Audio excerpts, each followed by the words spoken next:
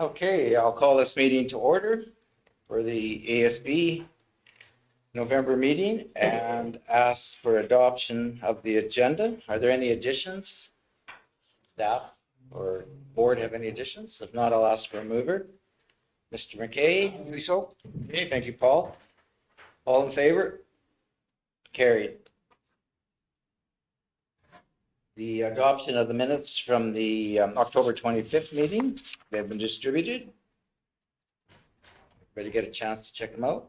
Give you those, please. Thanks, Ernie. Ernie's moved the adoption of the minutes. All those in favor? And carried. No delegations in today. We'll move right on to the reports. 5.1 on page 3 of our agenda package, the administration report. And if Quentin could take that, please. Okay, so we have completed our fall run of chemical jug plastic collecting.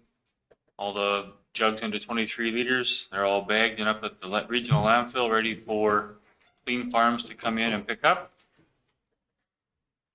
We had Clean Farms come first week in November, and they picked up our grain bag bales and silage wrap bales that we had made over the year. They collected 10,557 kilograms of plastic, so 10.5 ton that won't get burnt. That's good news. We received, actually I shouldn't say received, we are receiving, because I'm not sure if we got it yet, $580 for that plastic. We have 2 mowers set up, ready to brush all the sites that we'd sprayed this year, all the small brush. So that's the next thing that the guys are going to do, is start traveling the county and mowing down that brush to get rid of the dead stems. We've assisted with the sign crew and some of the larger signs in the county, just helping them get the holes ready and one more set of hands to put things in place. We attended Central Region Ag Service Board Conference in Flagstaff County at Killam. 2 resolutions were presented, one by ourselves and one by Flagstaff County. Flagstaff County's was regarding 2% strychnine coming back on the market to be used by producers after they received training. The idea was to become like an authorized assistance to use this. Botha Lagoon foxtail barley issue, we did a treatment late September, so now we have to patiently wait for middle of June. We will seed the 15 acres, so that'll be good to get that done. Attended the grand opening and rebranding of Crop Management Network on November 1. The Reeve and the chair both attended with me and didn't stick around for a whole lot. They're still kind of getting the plant running, so I'll be talking to them soon. We'll set up a tour in the near future once they get all their belts are in the right direction and things are mixing properly. So that'll be good to go see. Believe it or not, I'm still getting phone calls on dying trees.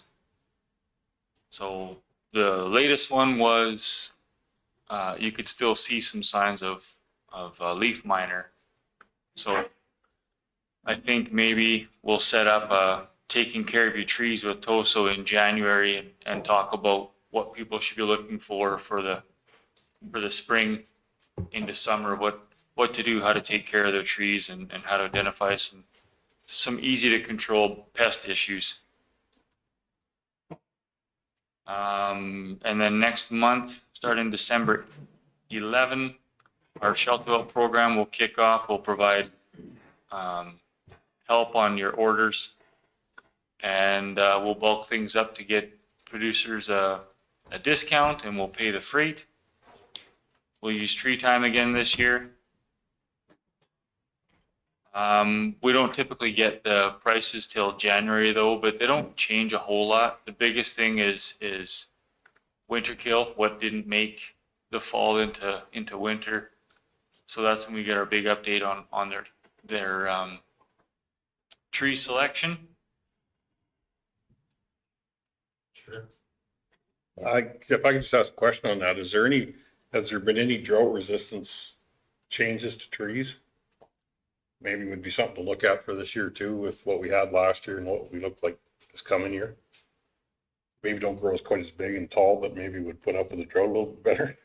Old Caragana. Yeah. We only had those. I was hoping there was a new breed of Caragana.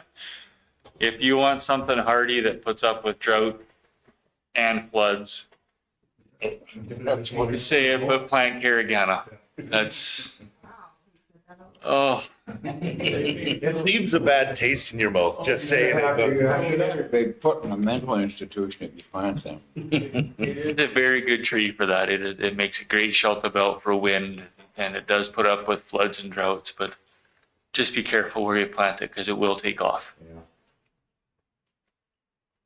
Sort of, there's Okay. conversation. First thing too, Les. It would be interesting to know which ones, because especially our end of the county is usually pretty dry. I'll make a note.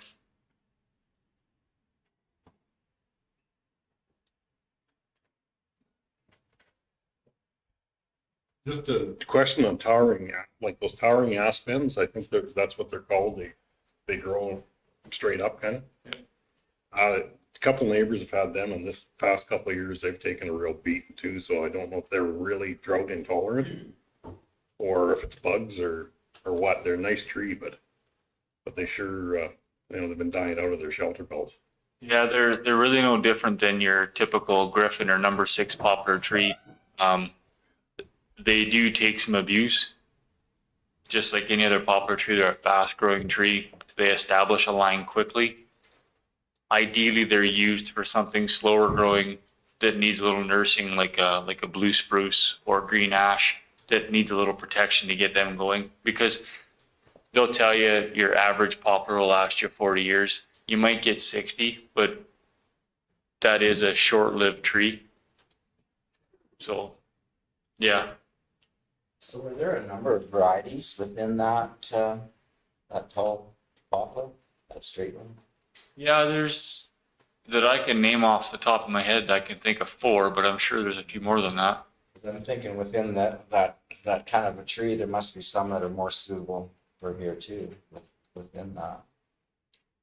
I know the University of Saskatchewan did a lot of interesting research with hybrids on fruit growing trees to grow in more northern hardy climates.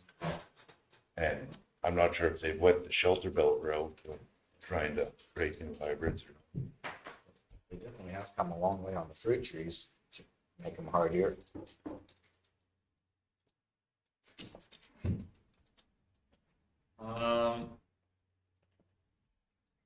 So yeah, then we'll get our trees hopefully for that second week of May. And we're pretty well able to sit down with producers anytime they want to talk about prepping the ground, tree selection, trying to design your yard or your field for your best shelter belt we can put out there. And then first part of January, we'll start advertising our Agricultural Service Board bursary for $1,000. Application deadline is Monday, April 15. That's the form following it there, the questions and the eligibility. And I would think as we get closer to these things, the tree workshop and the shelter belt program and the bursary will all be advertised on our website. So but it's nice to get this information out early so people can be watching or thinking about it at least. Absolutely, we can start advertising right away.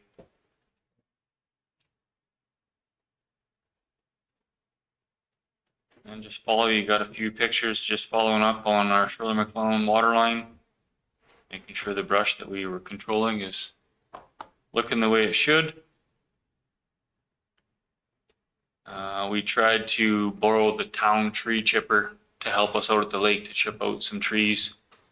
but it was still broke down. So we ended up, everything we had piled up, we hauled out with our big hauler, the side by side and a little trailer, kind of cute looking. Now Ernie has a question. The trees along Shirley McClellan, okay, do we bill it back to the Shirley for the control of the trees? No, we haven't yet. We've been doing like every other county and just eating that cost in-house, doing our portion of. So Patriots County did the same on their portion of the line, and special areas did the same. As long as the prices are, it's shared amongst. Yeah, just to further clarify that, the land that the Shirley McClellan run through is owned by the municipalities. It's picking me up. I can see the green. So yeah, it's that land is owned by each municipality that it runs through, or in Patriots' case, it's actually owned by Patriot Waste Management, but the county does pick up the responsibility for it. And that's so because of we have the beneficial interests in the land, we maintain it. And that is also true going through the villages. Obviously, that's a lot less land to cover, but yeah, everybody takes care of their own. Thank you.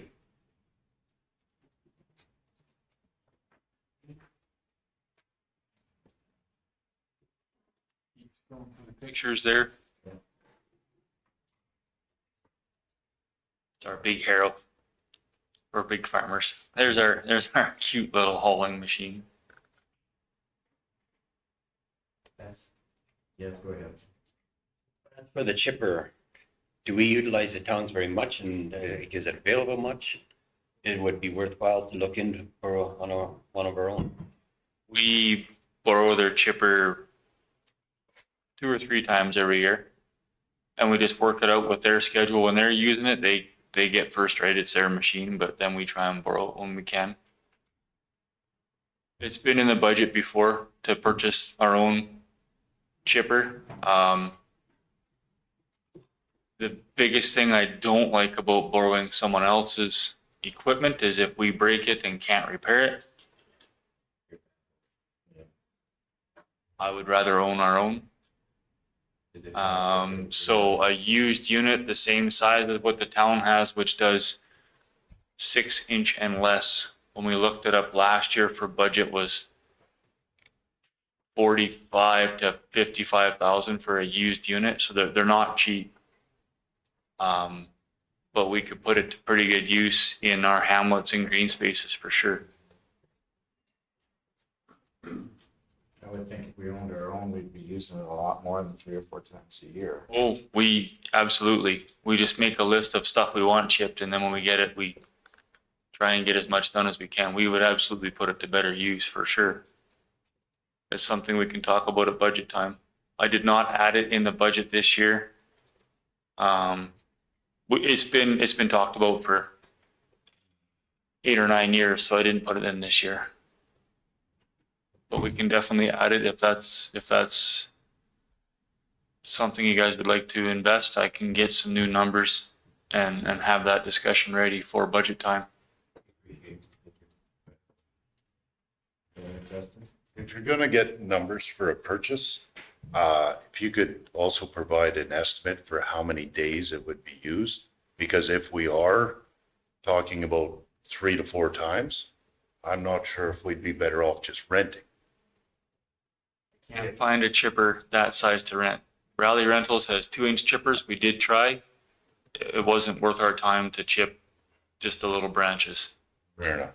A bigger chipper is hard. We would have to go to the city. It would take us a day to get it here. Fair enough. It is something I've tried to look into for sure. Yeah.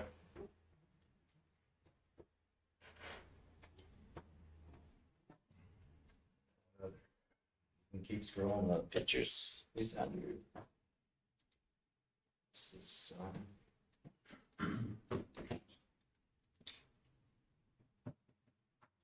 Steel helping change signs. So this is Crop Management Network's new, but old school technology. What was it? A 24-ton mixer for their fertilizer. A lot of places go to blending machines that are more high tech, but they wanted to go old school because it does a better job. and it was the biggest in is it Alberta or Western Canada. I think it was Western Canada. It's huge. Nothing pulverized the pulp. Yeah. Just a bust of fertilizer up and down. It's a nice slow mix, so it mixes more gentle. Stainless steel. I don't recall if they even told us what it was made of. I think it probably is a corrosion, yeah. It's something we can ask them when we set the tour up. The day of the grand opening, we had a committee of the whole meeting, so we certainly didn't stay too long. So that's why we thought we would arrange a tour for the whole board at some point.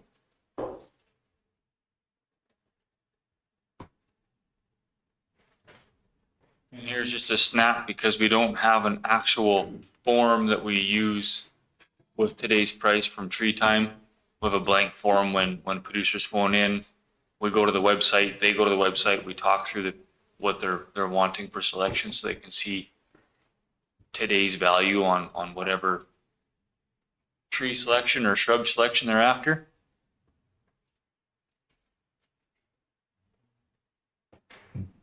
Go ahead, Jim. The peaches, is there anyone around that are growing them? Not that I know of, but I don't think they'd be the most hardy for our condition. That's typically a southern BC fruit where they got a little milder winters. I don't know if anybody out here has tried. I know there's people growing pears and having great success, grapes, apples, all sorts of berries, but I'm not sure about peaches. It's in that prairie price list. I bet it's fairly hardy. It's worth looking at. They're Siberian too, so they should be. I'm not sure if the name has a marketing connotation to it. I'm sure they're trying it. Yeah. Yeah, that's good. I mean, there seems still people planting trees, which is good. Well, we'll try and do a little better push on advertising or something. I don't know, to try and increase the amount of trees being planted, but I understand why producers get hesitant, right? We've had 3 years of extremely dry weather. It takes a lot of time and effort to put the tree in the ground and keep it wet and get it growing, especially when it's dry. If Mother Nature's helping, it's not as difficult, not as time consuming, but I mean, this year we were watering 3 days a week. Yeah, that's true. And you have to have a place well prepared or you're just wasting your time as well. Dave? I think if you have the place well prepared, and the best year that we had with growing blue spruce was the 02 year. That's the best ones that did the best. But we also put the plastic over them and we had the field prepared, girl in the field.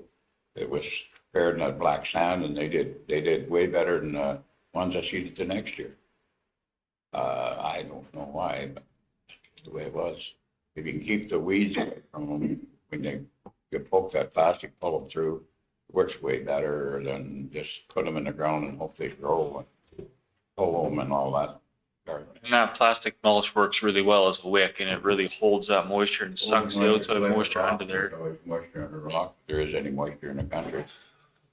I mean, some people don't like me saying it because you are putting plastic back in the ground, but that is probably the best way. It's as good a year to grow them as any other one. Ours is best in that 02 year. And we keep that on stock there's only one place I know of in north of Calgary that I can buy plastic mulch. So we try and keep it on stock for guys to purchase from. Because the guy that sells it to us only sells it one time per year. So we try and bulk our orders up in the spring and bring in 10 rolls or 15 rolls. What mill of plastic is that? They offered a couple of different sizes, and I believe I purchased the 5 mil. I think you can get 3, 5, and 7, and I went 5. Or the one at my place, but 4. Like, we have used that, but I don't know what mill it was, but the deer would walk and punch holes into. We've also used like your grain bag siding or your grain bags. deer won't really puncture that. If you've got the time, by all means, you can cut that into strips and utilize it, recycle it. Be on the side of grace. Whatever it takes to establish trees. Are there any other questions for Quentin's report? I was just curious on the plastic bag recycling. What do they reuse that plastic product for once? Quite a few things. So when it gets taken away, it gets cleaned up and it gets chipped up. And they're making like little plastic balls, which are used for blasting, like auto body shops are switching from sand to plastic beads. They're making like plastic parking bumpers, cigarette stands, a lot of park type plastic molds that gets used for quite a bit of that stuff. But the ones where we sanded that, they put them in little pellets, they. That I don't know They yet. So whatever out of it afterwards, but it's pelleted when I go there. How do you make out with, I got a question for that. How do you make out with the dirt and did they reject any of it because it had too much garbage in it and not enough plastic? I haven't heard back from Bashaw plant. That's where all our stuff went. That's what I was wondering. And they haven't told me that it was clean or not. Or they took it all. They took everything. They took 80. Getting a machine that sort of paddles it and washes it, but I don't know whether they got that or not. I don't know. I'm still trying to wait and get our turn to go through the plant as a tour now that we can follow our plastic through. I don't know what they do at that plant, if they just clean and ship it, or if they clean, ship, and pelletize it for someone else to produce something, or if they're actually producing a product at that plant. I don't know yet. There's 85 bales of grain bag, and there's either 8 or 10 bales of silage tarp and 8 bags of twine.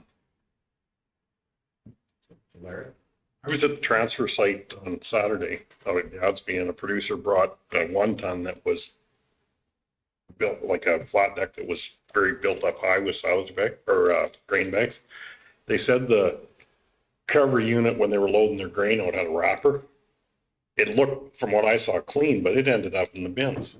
So do we need to get a message out so that people, if they're not using us, to wrap it, that because it ended up in the main bins to go up to the landfill? Yeah, I don't know. Maybe we sit down and have a meeting with regional waste and have their attendees tell people that that stuff can't go in the bins for the landfill. And then it's more work for us, but then we go to the transfer sites and we collect it and at least get it in our recycling program. And I thought it could have went right beside the sprayer, like, you know, if they'd have piled it right there, it would have been, but it was, I'd asked them how they wrapped it, because I didn't know there was a bunch of wrappers or rollers and they said that they got one from another farmer in the area and it had a roller with it. And they're producing like a long skinny roll, right? It's not very big. It was only No, it looked like 3 of them, and they looked to be, 4 feet. but super long instead of short 4-foot bales. No, they looked to be the 4 foot too. So Maybe they borrowed painters. no, Roller. it was a local farmer that. Yeah. So it's just if we got guys wrapping that up, it should be that if we can take it somewhere, place to recycle. I agree. In a perfect world, there should be a lot more education at our transfer stations on what is it, what can go where, what can be recycled. But it's a bit of a double-edged sword, because Waste Commission had some issues where when you start telling the public you can't put that there and rejecting things, there was some incidents at Waste Management where people did not respond very professionally or respectfully to the staff. So I agree, in a perfect world, that's a simple education piece, but it doesn't seem to work that way. guess you'd have to not reject it, but just say that if it was dropped off at the county, it could be recycled and whatever. And it would keep it out of the landfill. Well, like you say, even if it's put beside the chemical jug, Or dump it there, you could like fenced areas, we can pick it up. We're going anyways for chemical jugs, that would be better. that up too. If I see anything like that, I'll suggest that next time too. I saw it pull in, talked to them briefly, and then when I came back, it was in the bins. Okay, any further questions for Quentin's report? I got one more question. When they went down here south to the Hutterite colony by Drum, I can't remember the name of it. They rejected a whole bunch of that plastic that was already rolled up. What do they do with it then? Put it then it goes to the dump? Yeah, I actually don't know what happens to it when it gets rejected. I don't know. This was our first load, so I've never sent anything out before, so I don't know. I'm still learning what's happening next and where things are going, and if something's rejected, why it's rejected. The guy that picks up for Clean Farms did take pictures of our site. He said that's one of the best sites he's been to, and he does Edmonton South. He liked the way our yard was set up. He liked how we had things laid out, nice and neat. And we chose like the muddiest part of the yard, and it was neat, he said. So that's good news for us. That is good news. Justin? I'll give you a motion to receive for information. Thank you. All in favor of Justin's motion? Carried. Moving on to 6.1, the board's request for information from AFSC on the Ag Drought Assistant Programs, page 11 of the package. So AFSC couldn't make the meeting today to speak on their programs. So last minute, we just put two of their programs in that have been quite busy this year, Ag Recovery and Agri Stability. We can put something a little better together with some links. Maybe we can put it on our website. When you go to AFSC, there is a lot of programs depending on if you're in the cattle business, the grain business, your hay stuff. It's definitely worthwhile to talk to someone from AFSC because they know their programs better than we do. But just because the timing and with the request for decisions coming up to cancel our next two meetings, we thought we'd put something out here because of deadlines and because of our next meeting is February. And actually that's end of February is when they have their hay programs close. So we wanted to get something out so people are kind of reminded that they should look into these programs before we get hit in the next season and you're behind the ball. Dave? I'm not a user of the pasture insurance and that, but the cow program is $150. And you want to know why you changed your feeding program, if you had to buy feed, or if you used up pasture that you usually use in the spring and stuff like that. And they want your amount of cows you had at June and then the amount you're going to have at the end of the year. And the program that she said there when I filled that out is but we're going to miss two things here. And I think the deadline for that is the 15th of January. So any producers, you should put it out in our newsletter, Nikki, if you wouldn't mind, that the deadline is then, please. And yeah, you get $150, but you have to have those cows then, and you have to do something different. If you have the feed, apparently that doesn't work, but we've had to graze the 1 quarter that we usually graze in the spring. We've grazed it off already, so. And that will count too, or if you have to buy feed or buy straw, that all counts. Just would get it out to the public because if we're not gonna have, December's not having a meeting, January's not having a meeting, it'll go by the deadline and nobody will know. So if you could put it in the thing, that'd be great. Thank you.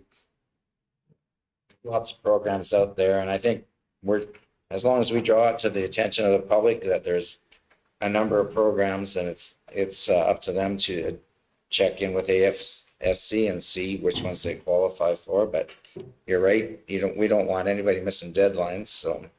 So the deadline's the 15th, and we're not gonna have a meeting till February.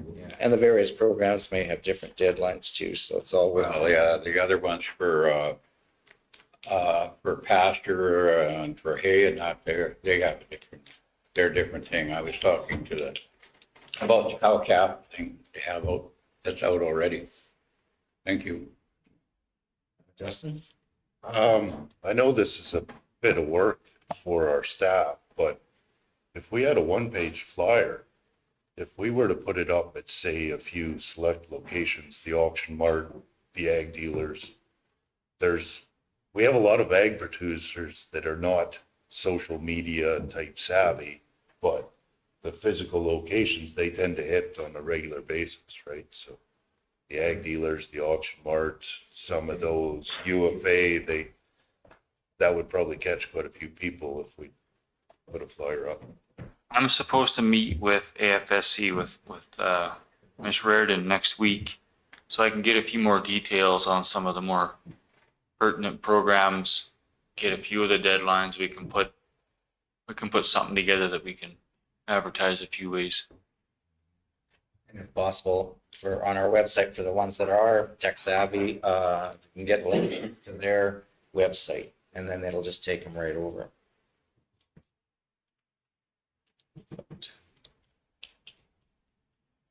Any other discussion on the financial or the drought assistance programs?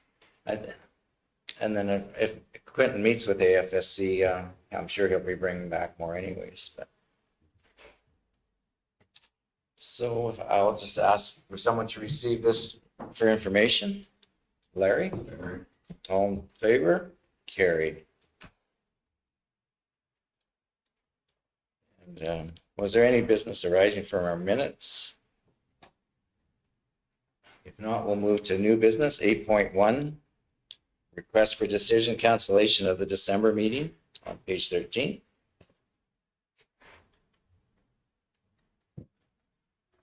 Yes. So the next board meeting actually lies on the time that council has requested to close the office for the Christmas break. So I've just put this together to either cancel the meeting or reschedule. Okay, then I'll ask for a motion for recommendation, either one or two. Paul, I'll do so. which recommendation are you gonna Just to cancel it. cancel? Number one? Okay, perfect. Paul's moved that we cancel the December meeting. All those in favor? Carried and opposed? One. One opposed. Mr. Grover's opposed. Okay, moving on to 8.2, cancellation of the January 2024 meeting on page 14. Well, this one is actually when the board is gone to provincial conference in Lethbridge. Okay. So I will require a motion for a recommendation either to cancel or reschedule. Ernie? I'll make number one, but can we also combine 2.2 in case the Ag Services feels that they could reschedule one? Could we combine the two? You can always, at the call of the chair, schedule a meeting, right? And remember, I can also report to council if there's last minute something big comes up that I need to talk with the board, we can always include it in council. I'll go for number one, please. Okay, Ernie has moved that we cancel the January meeting. Yes. All those in favor? Carried, opposed? Mr. Grover's opposed. Okay, moving into correspondence on 9.1, the ag recovery letter from Yellowhead County, page 15 of our package.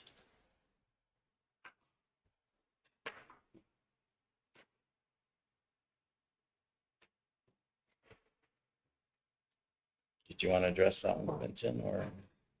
Yeah, I'm just Okay. up here. So Yellowhead County and Ag Service Board, they're concerned with their area and what ag recovery and ag stability programs are going to do for their producers. Yellowhead was hit pretty hard a couple of times. They got hit with low precipitation, hot weather, dry, fire, flood. So they didn't just get hit once, they got hit a few times. I haven't spoke with anyone from Yellowhead County, so I don't know if because of the different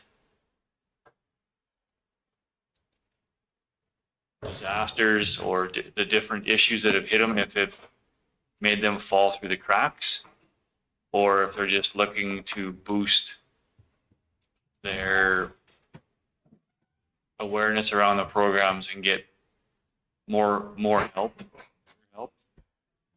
Larry, you have a I question? just wonder if do they even declare an agriculture disaster? I know with the fire, but with the fire burning, you think they would have declared a disaster over that.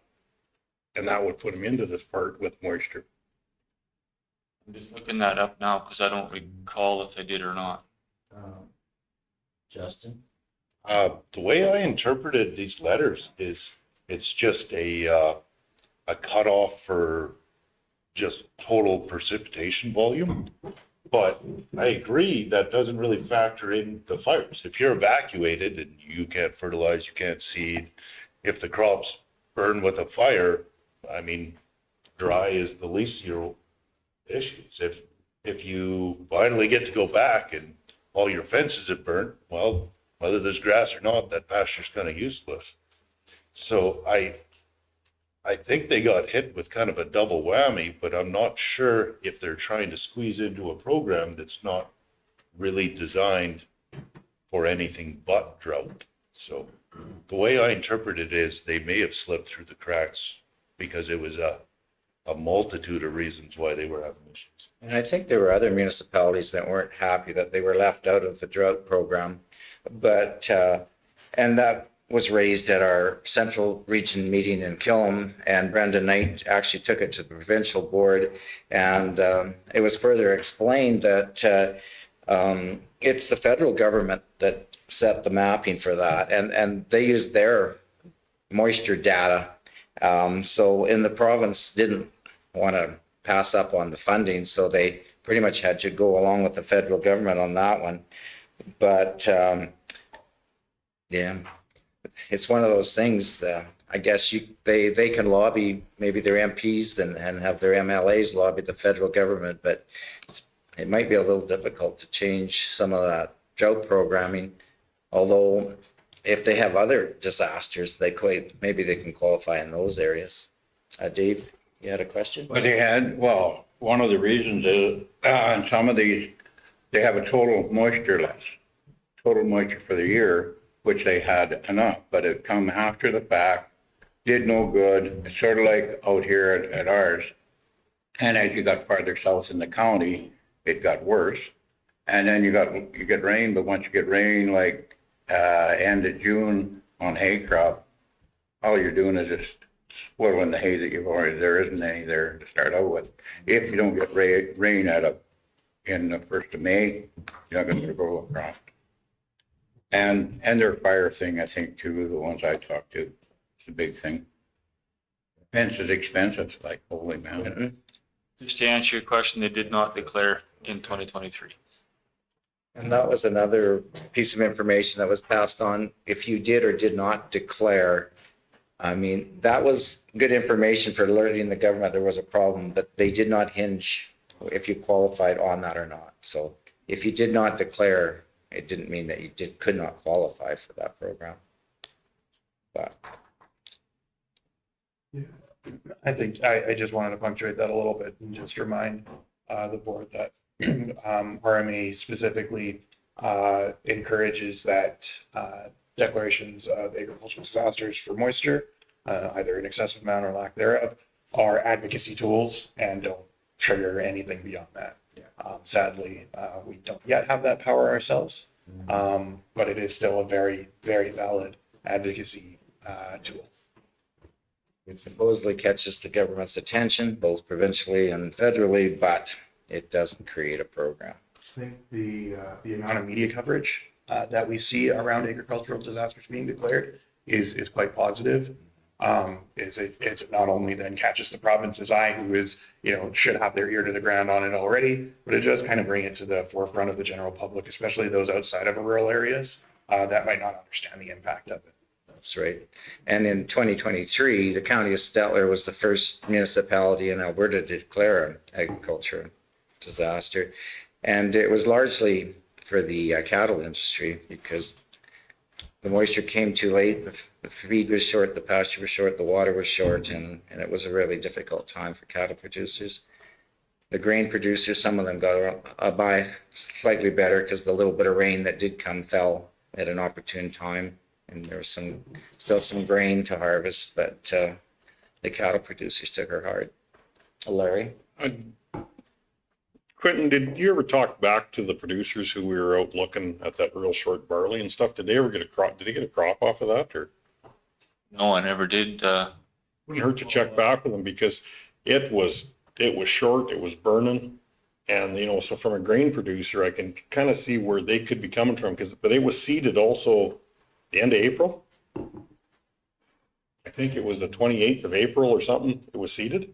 Yeah, so that moisture came too late for it too. So in some cases, I think our grain producers or for feed, they may have, utilized it for pasture, did something else. But I mean, I think some of the grain crops were hurt pretty bad too. Well, there were certainly some areas that were, but it wasn't quite as general As the pasture and hay, and water. Dave, you have a comment or comment? I do. Some of the farmers that got their crop rolled off, they rolled it off up as high as 14 bushel an acre because their average, on their barley crops were 70, 100.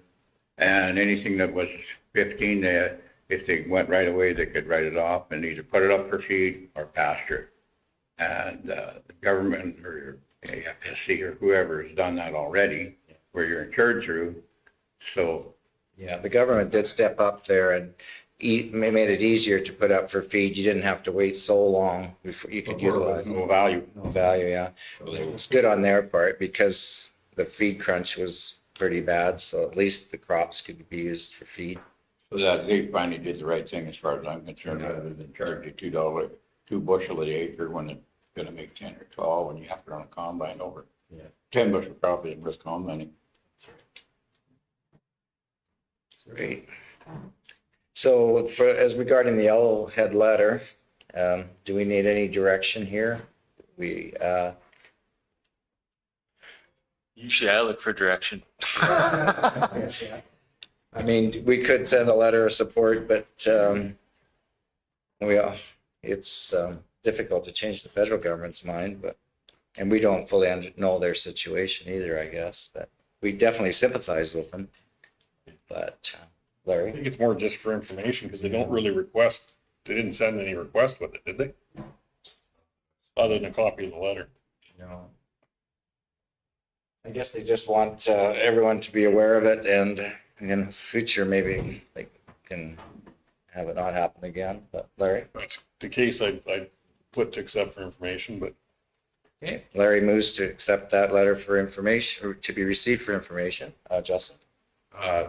Since the question got raised, that barley crop that was in the interview went 15 to 20 bushels to the acre. so it was for the land there, it was pretty poor, very poor. That's, But it was so short and burning when we were there that day that. they likely wouldn't have got their input costs on that. Yeah. Didn't pay the fertilizer bill. Yeah. He just goes to show the timing of when it was seeded and when you did get that limited rain, because that same producer, some crops that went to 70, and it was all in timing. Okay, back to Larry's motion to accept the Yellowhead County letter to receive it for information. All in favor? And carried. 9.2, Economic Development in Rural Alberta Plan, on page 17 of our package.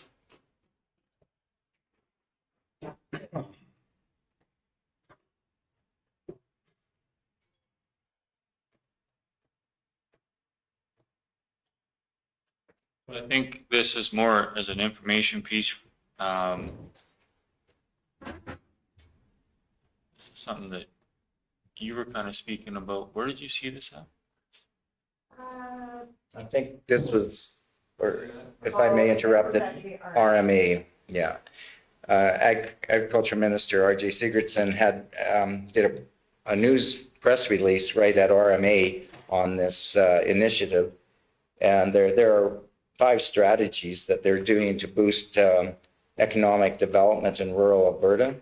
And it enables infrastructure is the first strategy. Rural business supports and entrepreneurship is another one that they're pushing. And the third strategy is support for the labor force and skill development.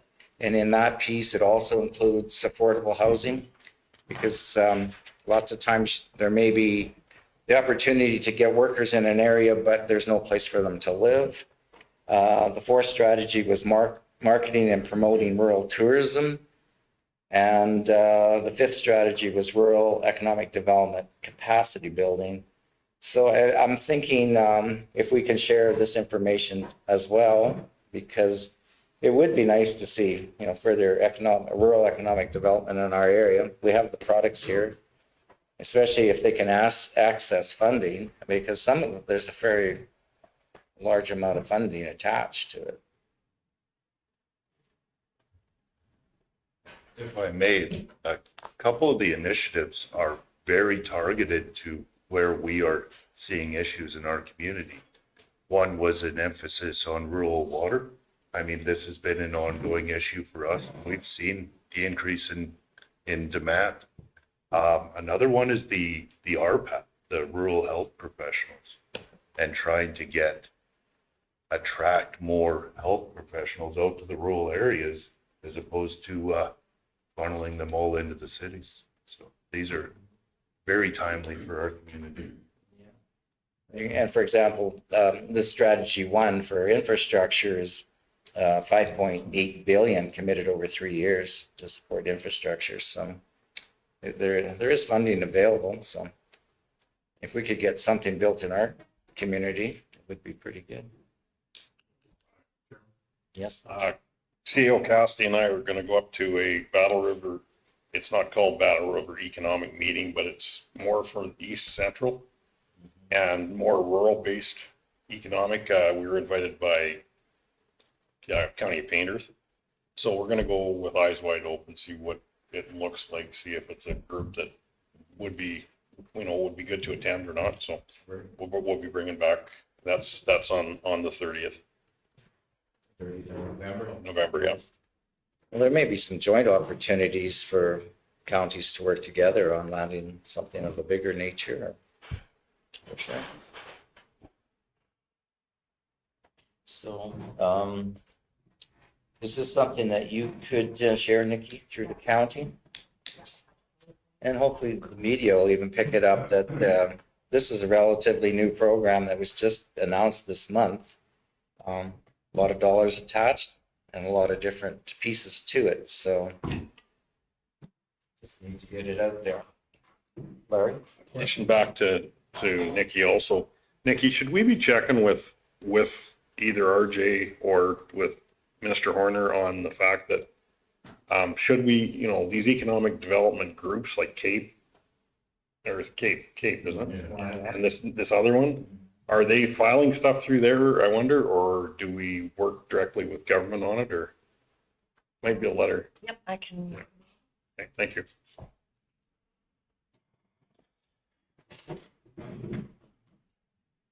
Was there any other further discussion on this economic development release? Justin? I'll give you a motion to receive for information. Okay, Justin moves. All in favor? Carried. Finance, the 10.1, the year-to-date financial update, a verbal report from Quentin. Yeah, budget looks good. The biggest things we have over budget are the water wells, just doing some repairs, advertising, And lease land expenditures, I rolled over some money from last year to do some brushing and some fencing. Everything else is on track. No surprises. Good to hear. Any questions? No, I'll just have someone move to receive for information. Paul? Oh, yep. Okay, thank you. All those in favor? Carried. Committee reports. 11.1, the ASB Regional Conference. I'll just do a quick verbal report on that one. Most of our board was able to attend, but for those that weren't present and interested, there was a lot of government staff, excuse me, present at that meeting. I don't think I've ever seen so many government staffers at a regional ASB conference before. And Devin Lloyd presented updates on the environmental farm plan. And Gazelle Ulrich, she spoke on the Sustainable Canadian Agriculture Partnership, and she is a grant program specialist. Alberta Transportation had a representative there. It was the operations manager, Derek Young, and he spoke on transportation and economic corridors. And something that came out of that, and also, I guess, our meeting with the transportation minister, is the province is looking hard and at economic corridors. So where the products in this province go to market, what the routes they choose, is of great interest to the province. Doug McCauley was there to do the ASB program updates. Brenda Knight presented the provincial ASB committee update. And there were other ones that spoke as well that day. There were 2 resolutions in the resolution section, which Quentin spoke of. The county of Stettler presented the wild boar minimum confinement standards with enforcement penalties for non-compliance. That one passed really handily. The second one was the re-registration of 2% liquid strychnine for certified applicators to allow use by certified applicators to alleviate the environmental and safety concerns. I think originally that's why strychnine was pulled off the market, was largely safety. This was also passed, but by a lesser margin. The elections were up for the Central Zone rep to the provincial ASB committee. Brenda Knight has been the rep for the past 2-year term. She was challenged. Brenda did win the election for another 2-year term. And now she has went on to be elected as chair of the provincial committee. The challenger, oh boy, I'm really having difficult with her name. Tasia Hooser, it was elected to the vice chair. And I'm sorry if I butchered that name, but it's a difficult one to say. She's Dutch, Dutch. really tricky to, I can't even pronounce it. I'm not sure. So we'll just say, We'll work on that. yeah, we'll work on it. I have the spelling, but I cannot pronounce it, sorry. And then it was decided that the 2024 Central Region Conference will be held in Starland County next year, so that'll be a short drive for us. Yes, if there's no, Mr. Spielberg, I just forwarded you an email. Brenda and I sent out a little more of an update if you want to include it. oh, okay. I just forwarded it to you now. All right.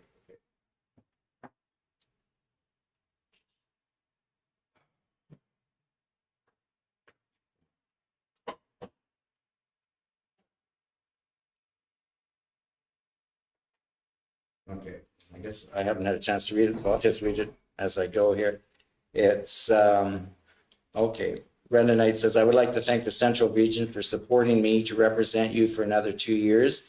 Welcome, this lovely lady that's our alternate. A big thank you to the provincial board members who elected me as the chair, and I look forward to working with Dustin Vossler as vice chair. I also want to touch base with you on a few items. Number one, we had a very good meeting with the new minister and his deputy.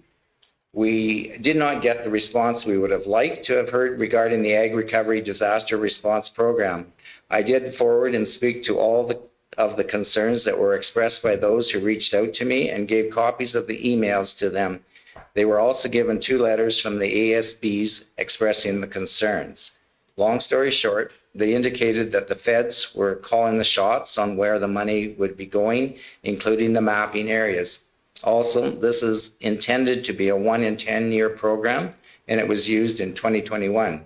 My feeling is that we are in a dry cycle and have been for at least 3 years now, and 1 in 10 years is not going to serve us that well. However, this does not preclude anyone from speaking to their local MLAs and MPs regarding this matter, and I encourage you to do so. I did, she said.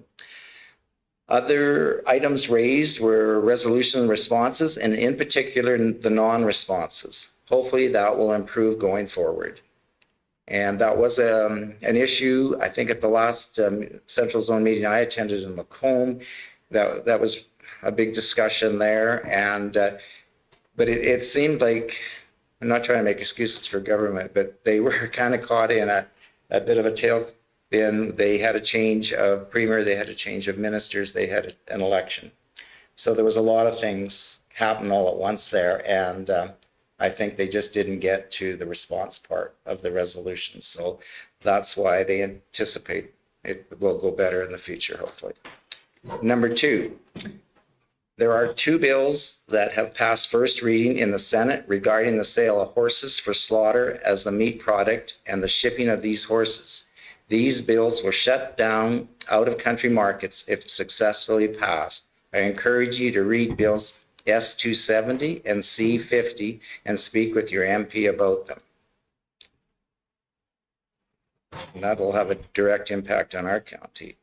Is that provincial or is that It's a federal okay? Because it said MP. It's a federal bill, yeah, that will no longer allow the sale of horses for slaughter and export.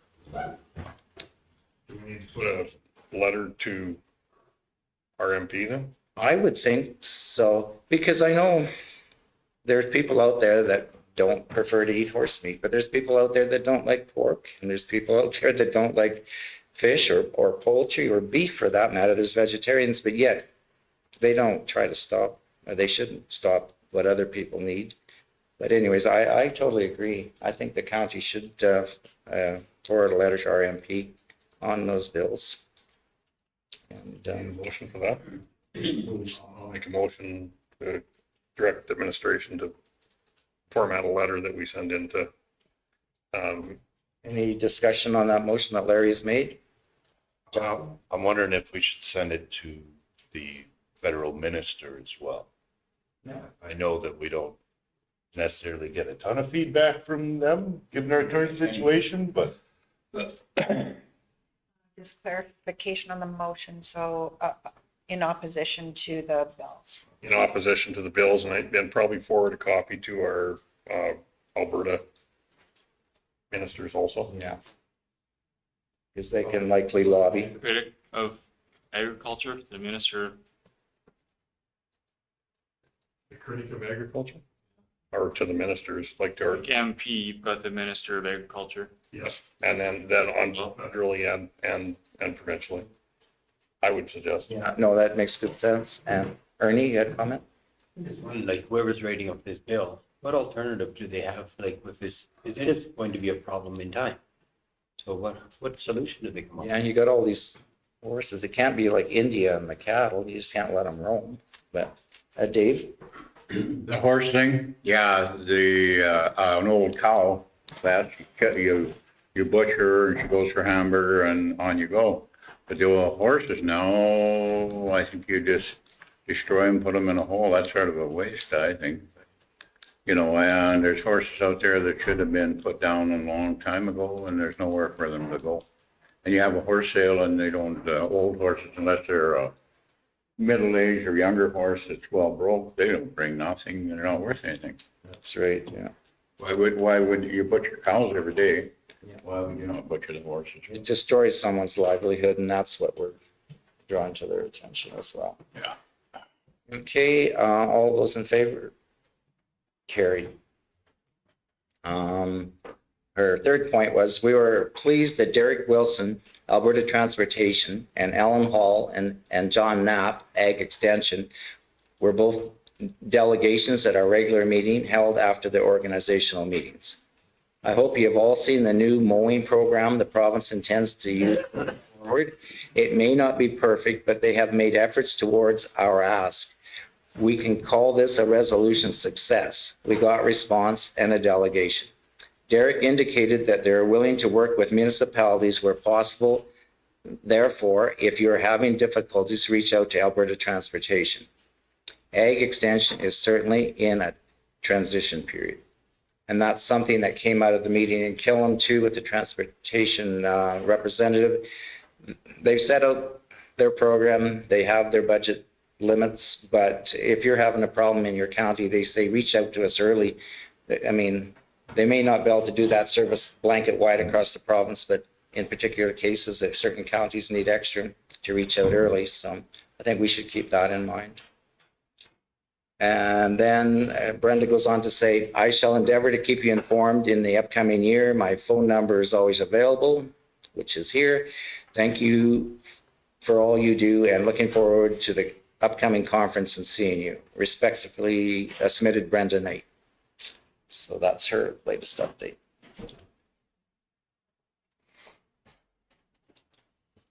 Okay, Justin. I'll give you a motion to receive the reports for information. Okay, Justin's moved to receive for information. All those in favor? And carried, thank you. Seminars, workshops, conferences. 12.1, January 22nd to 24th is the ASB Provincial Conference in Lethbridge. Do you have anything further on that one, Quentin? Not yet. Registration should be open soon. It's typically open October, so I'm hoping to hear something the next bit. But what I will take now, if people know, I'd like to know who is attending and any extra banquet tickets I need to. One for myself. Justin, are you? I'm a question mark at this point. I'll get back to you. Dave? Two for Dave. Larry? Two. Paul? One for Paul. Ernie? And one for Ernie as well. Councilor Nyberg has accepted the invitation, but we'll have to get back. Okay. Sounds good. So that's the start for sure. Okay, yeah. So we'll be. Yeah, so as soon as registration comes out, I will book. We'll get rooms as soon as they release the room block and get you guys set up. Okay. 12.2. Quality. Yeah. I just received an email sitting here. I am booked in for February of 24. So we'll get the date and get advertisements out for that. That's good. Yeah, that one is, it's pretty timely because the dugout's being so low and stale. If there's something, I guess, that can help that situation, people will be interested.